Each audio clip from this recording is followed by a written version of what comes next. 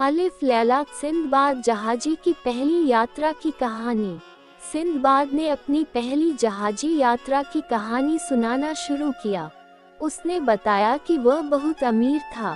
उसके पास बहुत सारी पुश्तैनी दौलत थी। जब उसके पिता जिंदा थे तो वो कहा करते थे कि गरीबी की जगह मौत सबसे बेहतर है, लेकिन मैंने उनकी बात कभी नहीं सुनी और सारा पैसा मौज मस्ती में उड़ा दिया। जब मेरे पास कुछ नहीं बचा तो मुझे अपनी बुरी हालत पर बहुत रोना आया। फिर जब मुझसे रहा नहीं गया तो मैंने अपना सारा सामान बेच दिया और जो पैसे मिले उसे लेकर समुद्री व्यापारियों के पास पहुंचा गया। मैंने उनसे कहा कि मैं भी व्यापार करना चाहता हूं। उनकी सलाह पर मैंने कुछ सामान खरीदा और व्यापारियों को किराया देकर उनके जहाज पर सवार हो गया और यात्रा पर निकल पड़ा। फारस की खाड़ियों से होता हुआ जहाज यात्रा के पहले पड़ाव पर फारस देश जाकर रुका। ये देश हिंदुस्तान के पश्चिम और अरब देशों के दाएं ओर था। फारस की खाड़ी करीब 2500 लंबी और 70 मील चौड़ी थी। मैंने पहले कभी समुद्री यात्रा नहीं की थी, इसलिए कई दिन तक तो मैं बीमार भी रहा। बीच बीच में हमें कई टापू मिले जहां हमने माल बेचा और खरीदा। एक दिन जहाज के कप्तान को हरा भरा और बेहद खूबसूरत द्वीप नजर आया। कप्तान ने वही जहाज का लंगर डाल दिया और कहा कि जिसे इस द्वीप पर घूमना है जा सकता है। मैं और कुछ व्यापारी कई दिनों तक जहाज पर रहते रहते उब गए थे, इसलिए हम खाना बनाने का सामान लेकर छोटी नावों पर सवार होकर उस द्वीप पर चले गए। वहां जाकर हमने जैसे ही खाना बनाना शुरू किया तो वह द्वीप अचानक हिलने लगा। ये देख सब लोग डर गए और चिल्लाने लगे कि जल्दी जहाज पर चलो, ये द्वीप नहीं है बल्कि किसी मछली की पीठ है।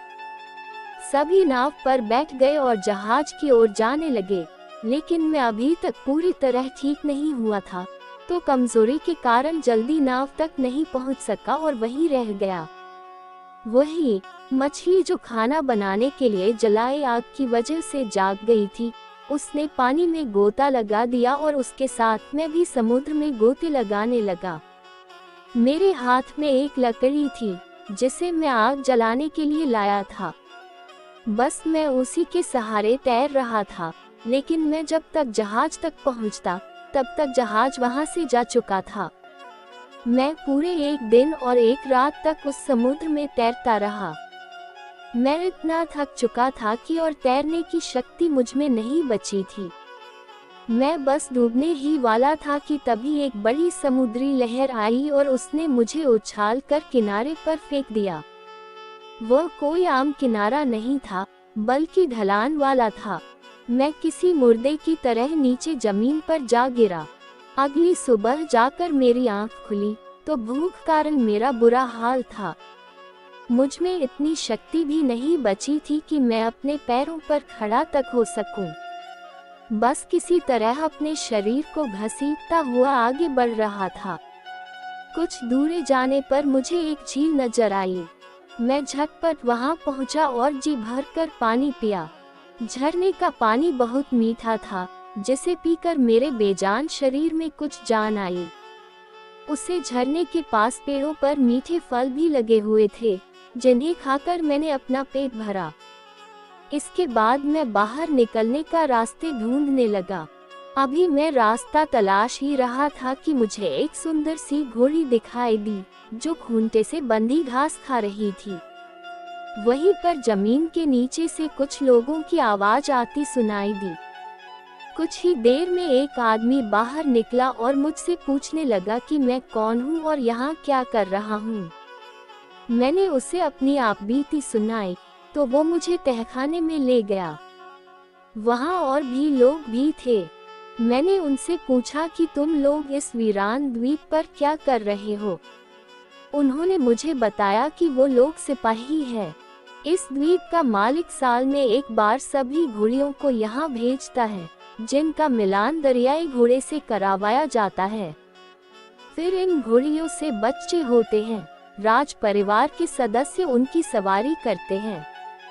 हम घोड़ियों को यहाँ बांधकर नीचे छुप जाते हैं, क्योंकि दरियाई घोड़े मिलन के बाद घोड़ी को मार देते हैं।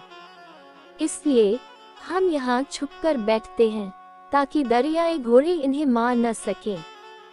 सैनिकों ने बताया कि कल हम लोग राजधानी लौट जाएंगे। मैंने उनसे कहा कि मैं भी तुम लोगों के साथ चलना चाहता हूँ, क्योंकि यहाँ से मैं अपने देश वापस नहीं लौट सकता। इसी बीच वहाँ एक दरियाई घोड़ा आ गया। उसने जैसे ही घोड़ी को मारने का प्रयास किया, सिपाही दौड़ते हुए बाहर गए और उसे वहाँ से भगा दिया। दूसरे दिन सारी घोड़ियों के साथ हम सभी राजधानी पहुँच गए।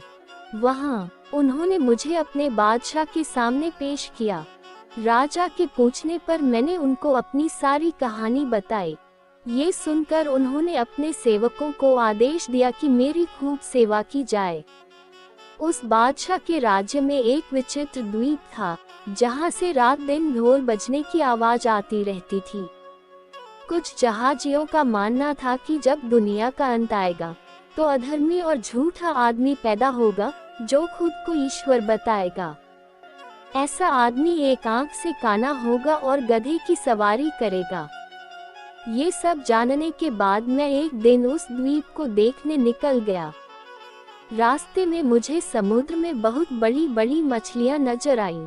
कुछ तो 100-100 हाथ जितनी लंबी थी, तो कुछ 200 हाथ जितनी लंबी थी। उन्हें देखकर कोई भी डर जाए, लेकिन वह मछलियां खुद भी बहुत डरपोक थी। जरा सी आवाज करते ही वहां से भाग जाती थी।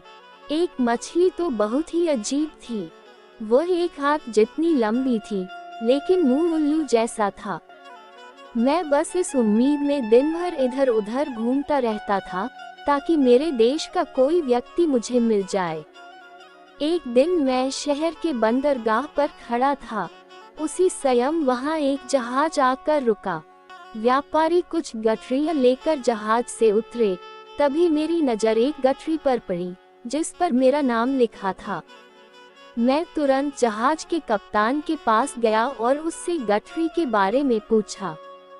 जहाज छोड़े मुझे काफी समय हो गया था और बीमारी भी था, इसलिए मेरी सूरत काफी बदल गई थी। इस वजह से कप्तान ने मुझे पहचाना नहीं। उसने मुझे कहा कि हमारे जहाज पर बगदाद का एक व्यापारी सिंदबाद था, जो एक टापू पर घूमने गया था लेकिन वापस नहीं लौटा। मैंने सोचा कि इन गठरियों का माल बेच दूं और जो भी दाम मिले उसे बगदाद में सिंदबाद के घर वालों तक पहुंचा दूं। मैंने कप्तान से कहा कि जिस सिंदबाद को तुम मरा समझ रहे हो, वो मैं ही हूँ और यह सारी गठरियाँ मेरी हैं। कप्तान को मुझ पर विश्वास न हुआ और बोला, मरे हुए आदमी का माल हथियाने के लिए तुम सिंदबाद बन गए। शक से तो तुम सीधे लगते हो और पूरा माल हथियाना चाहते हो। मैंने अपने सामने सिंदबाद को डूबते देखा है। दूसरे व्यापारी भी इस घटना के साक्षी हैं। मैंने कप्तान से कहा कि तुमने मेरी पूरी बात सुने बिना मुझे झूठा बना दिया। फिर मैंने उसे अपना पूरा हाल सुनाया, कैसे मैं लकड़ी के सहारे एक दिन और एक रात तक समुद्र में तैरता रहा और फिर कैसे द्वीप पर पहुंचा और फिर कुछ सिपाहियों के साथ यहाँ शहर आया। इस पर भी कप्तान को विश्वास न हुआ और दूसरे व्यापारियों को बुलाकर मुझे गौर देखा और पहचान लिया कि मैं ही सिंदबाद हूँ। सब लोगों ने मुझे बधाई दी और गले लगाकर कहा कि तुम ऊपर वाले की कृपा से तुम बचे हो। अब तुम अपना माल लेकर व्यापार शुरू कर सकते हो।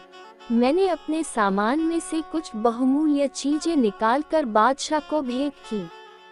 राजा ने पूछा कि उससे ये बेशकीमती वस्तुएं कहाँ मिली, तो मैंने उन्हें सारी बात बताई। बादशाह बहुत खुश हुए। उन्होंने मेरी भेंट स्वीकार की और बदले में अधिक कीमती वस्तुएं मुझे उपहार में दी। मैं उनसे विदा लेकर जहाज पर आया और अपना माल बेचकर उस शहर की अच्छी पैदावार जैसे चंदन, जायफल, लौंग व काली मिर्च आदि लेकर फिर जहाज पर सवार हो गया। कई देशों और द्वीपों में घूमता होता हुआ हमारा जहाज बगदाद लौटा। उस यात्रा में किए गए व्यापार से मुझे 1 लाख दीनार का लाभ हुआ था। मैं अपने परिवार और दोस्तों से एक बार फिर मिलकर बहुत प्रसन्न हुआ। फिर कुछ समय बाद मैंने एक विशाल भवन बनवाया और कुछ ही दिनों में अपनी पहली समुद्री यात्रा के सभी कष्ट भूल गया। इस तरह सिंदबाद ने अपनी कहानी खत्म की और कहानी सुनने के लिए रुके गाने बजाने वालों ने फिर से नाचना गाना शुरू कर दिया। सिंदबाद ने हिंदबाद को 400 दीनार की एक पोटली दी और कहा कि तुम अभी घर जाओ, कल इसी समय फिर आना, मैं तुम्हें अपनी यात्रा की और कहानियां सुनाऊंगा। हिंदबाद ने इतना धन पहले कभी नहीं देखा था। वह बहुत खुश हुआ। उसने सिंदबाद को बहुत धन्यवाद दिया और घर लौट गया। अगली सुबह हिंदबाद नए कपड़े पहन कर तय समय पर सिंदबाद के घर पहुंच गया। सिंदबाद उसे देखकर बहुत खुश हुआ। कुछ देर बाद सिंदबाद के अन्य दोस्त भी आ गए। फिर सभी ने स्वादिष्ट भोजन किया और इसके बाद सिंदबाद ने कहा कि अब मैं तुम्हें अपनी दूसरी समुद्र यात्रा की कहानी सुनाता हूँ। फिर सिंदबाद ने कहना शुरू किया, अगर हमारी वीडियो आपको अच्छी लगी हो तो कमेंट हमारे YouTube चैनल रोशनी रमाकांत को सब्सक्राइब करें, लाइक करें, शेयर करें।